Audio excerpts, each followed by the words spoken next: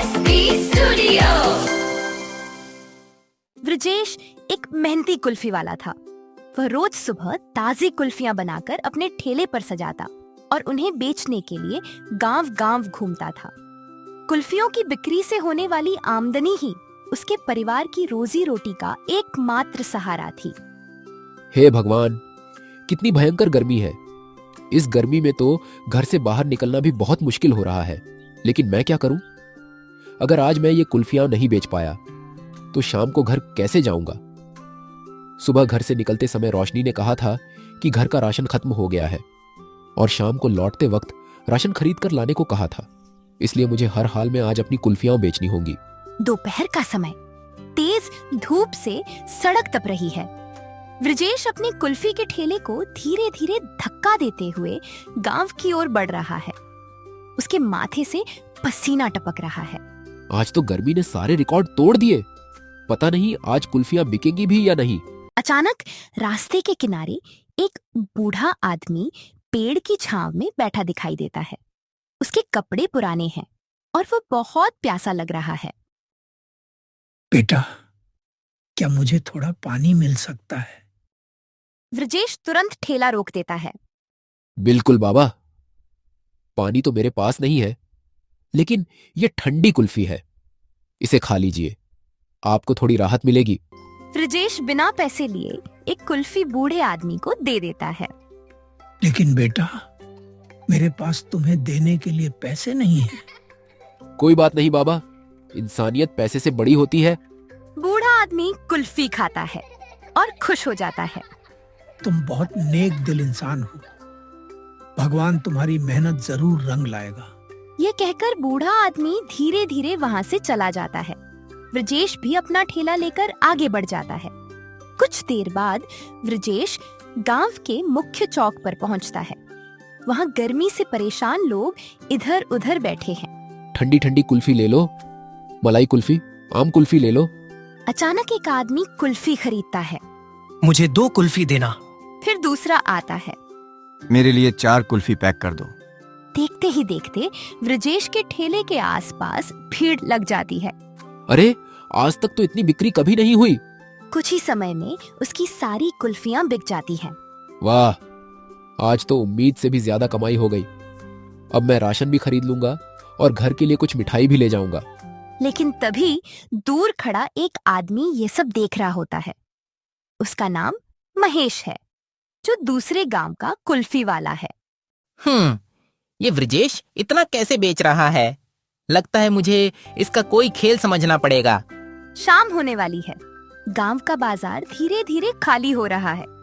ब्रजेश अपनी कमाई गिनते हुए खुश नजर आ रहा है। आज तो भगवान ने मेरी सुन ली। अब घर का राशन भी आ जाएगा और कुछ पैसे भी बच जाएंगे। वह राशन की दुकान की ओर चला जाता है। दूसरी तरफ महेश एक पेड़ के पीछे खड़ा सब देख रहा होता है। जब तक ब्रजेश इस गांव में कुल्फी बेचेगा, मेरी कुल्फियां कोई नहीं खरीदेगा। मुझे कुछ करना होगा। महेश के चेहरे पर एक शैतानी मुस्कान आ जाती है। सूरज निकल चुका है। ब्रजेश अपने घर में कुल्फियां तैयार कर रहा है। रोशनी मुस्कुराते हुए, कल तो बहुत अच्छी बिक्री हुई थी। हाँ, भगवान की कृपा थी। उम्मीद है आज भी अच्छा दिन रहेगा। ब्रजेश कुल्फियों से भरा ठेला लेकर गांव की ओर निकल पड़ता है। गांव का चौक। महेश पहले से वहां मौजूद है और कुछ लोगों से बातें कर रहा है। सुना है कल ब्रजेश की कुल्फी खाने के बाद 2 लोग बीमार पड़ गए। सच में? मैंने तो यही सुना है। अब सच झूठ भगवान जाने। धीरे धीरे यह बात पूरे गांव में फैलने लगती है। उसी समय ब्रजेश अपना ठेला लेकर पहुंचता है। ठंडी ठंडी कुल्फी ले लो।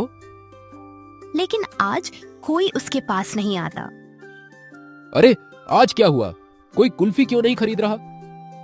तभी एक गांव वाला उसके पास आता है। ब्रजेश, लोग कह रहे हैं कि तुम्हारी कुल्फी खाने से लोग बीमार हो रहे हैं। क्या? ये बिल्कुल झूठ है। मुझे तो तुम पर भरोसा है, लेकिन गांव वाले डर गए हैं। ब्रजेश का चेहरा उतर जाता है। शाम का समय। ब्रजेश उदास होकर घर लौट रहा है। क्या हुआ? आज कुल्फियां नहीं बिकी? किसी ने मेरे खिलाफ झूठी अफवाह फैला दी है। तभी बाहर से आवाज आती है। ब्रजेश, मुझे पता है ये सब कौन कर रहा है। कौन? महेश।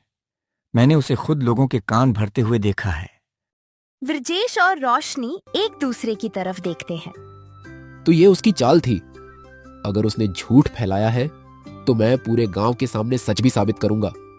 अगली सुबह ब्रजेश अपने घर के आंगन में बैठा सोच रहा है। उसके सामने कुल्फियों के सांचे और ताजा दूध रखा है। रोशनी, उदास होने से कुछ नहीं होगा। अगर तुम सच में ईमानदार हो तो सच जरूर जीतेगा। तुम ठीक कह रही हो। आज मैं पूरे गांव को अपनी कुल्फी बनाने का तरीका दिखाऊंगा। उसी समय मंगल चाचा भी वहां आ जाते हैं। और मैं गांव वालों को चौपाल में इकट्ठा कर दूंगा। आज दूध का दूध और पानी का पानी हो जाएगा। गांव की चौपाल में सभी गांव वाले इकट्ठा है। महेश भी भीड़ में खड़ा है और मन ही मन मुस्कुरा रहा है। ब्रजेश, तुमने सबको यहाँ क्यों बुलाया है? क्योंकि मेरे बारे में झूठी बातें फैलाई जा रही हैं। आज मैं सबके सामने अपनी कुल्फी बनाकर दिखाऊंगा। गांव वाले ध्यान से देखने लगते हैं। ब्रजेश सबके सामने ताजा दूध, मेवा और केसर दिखाता है।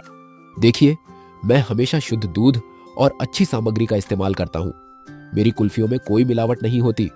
वह सबके सामने कुल्फी तैयार करने लगता है।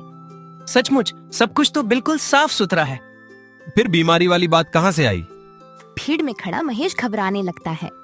तभी मंगल चाचा आगे आते हैं। मैं बताता हूँ कि ये अफवाह किसने फैलाई। पूरी चौपाल शांत हो जाती है। मैंने अपनी आंखों से महेश को लोगों से झूठ बोलते हुए देखा था। क्या महेश ने? महेश, क्या ये सच है? महेश इधर उधर देखने लगता है। मैं सच बताओ। हाँ, ये सच है। मैं ब्रजेश की बढ़ती बिक्री से जल गया था, इसलिए मैंने झूठी अफवाह फैलाई। गांव वाले नाराज हो जाते हैं। महेश, तुमने सिर्फ ब्रजेश को नहीं, पूरे गांव के भरोसे को नुकसान पहुंचाया है। मुझसे गलती हो गई, मुझे माफ कर दीजिए। महेश की आंखों में पछतावा दिखाई देता है।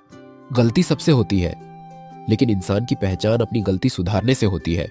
महेश हैरान होकर ब्रजेश को देखता है। मैंने तुम्हारा बुरा चाहा, फिर भी तुम मुझे माफ कर रहे हो। नफरत से नफरत बढ़ती है, लेकिन माफी से इंसान बदल सकता है। गांव वाले तालियां बजाने लगते हैं। महेश और ब्रजेश हाथ मिला लेते हैं। आज से मैं भी ईमानदारी से काम करूंगा। और झूठी अफवाहों की जगह असली कुल्फियां बेचना। सभी हंस पड़ते हैं। गांव वाले फिर से ब्रजेश की कुल्फियां खरीदने लगते हैं। कुछ ही देर में उसका पूरा ठेला खाली हो जाता है। देखा, सच की जीत हमेशा होती है और मेहनत का फल भी जरूर मिलता है। सूर्यास्त के समय ब्रजेश अपने परिवार के साथ खुशी खुशी घर लौटता है। सीख, ईमानदारी और मेहनत का रास्ता भले कठिन हो, लेकिन अंत में जीत हमेशा उसी की होती है। अगर आप सभी को ये वीडियो पसंद आया है तो हमारी चैनल SB स्टूडियो को जरूर सब्सक्राइब करें। SB